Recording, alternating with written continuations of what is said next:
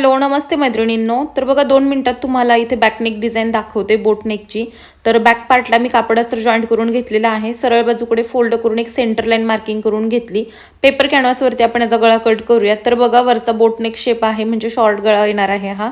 तर गळा रुंदी 3.5 इंच, गळ्याची उंची 3 इंच अशा प्रकारे मी वरचा बोटनेक मार्क करून घेतला। दुसऱ्या बाजूकडे पण मार्किंग केलं। लगेच एक सेंटर लाईन मार्किंग करून घेतली। आता हाच पेपर जो आहे तो अस्तरवरती आपल्याला जॉईंट करून घ्यायचा आहे। इथे मी अस्तरला एक जॉईंट देऊन घेतला आणि त्याच्यावरती हा पेपर ठेवला।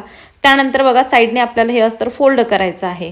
खूप सोपी डिझाइन आहे, नक्की ट्राय करा। आता बघा हा जो बॅक आहे त्याच्यावरती गळा उंचीचं मार्किंग करायचं। 11.5 वरती मार्क केलं मी।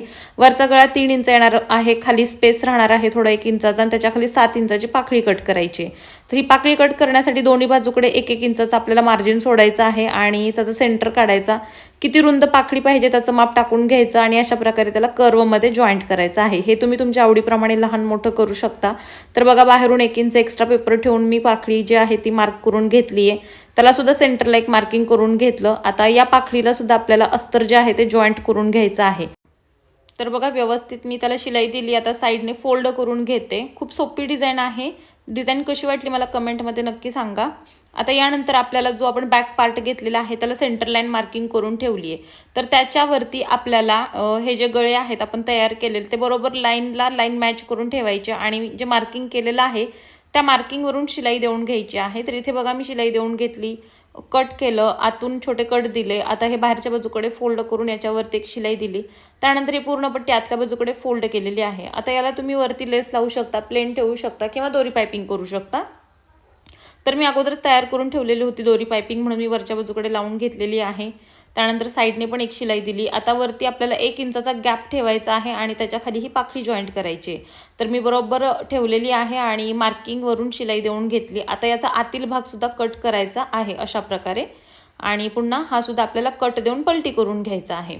तर बघा माझ्याकडे basic to advance blouse class, dress class, नऊवारी साडी क्लास अवेलेबल आहेत ऑनलाईन। तुम्हाला जर जॉईन करायचे असतील तर नक्कीच स्क्रीनवरती दिलेल्या नंबरवरती मला कॉन्टॅक्ट करा। क्लासचे तुम्हाला डिटेल्स देते। घर बसल्या सोप्या पद्धतीमध्ये परफेक्ट फिनिशिंग आणि फिटिंगचे ब्लाऊज तुम्ही नक्कीच शिकू शकता। तर दिलेल्या नंबरवरती कॉन्टॅक्ट करा। ब्लाऊजचे पेपर पॅटर्न ऑर्डर करायचे असतील तर याच नंबरवरती कॉन्टॅक्ट करा, तुम्हाला सगळी डिटेल माहिती मिळेल। त्याचबरोबर प्राजक्ता फॅशन डिझायनर हे ॲप्लिकेशन आहे ते डाउनलोड करा, लॉग इन करा, तिथून सुद्धा माझे कोर्सेस तुम्ही परचेस करू शकता।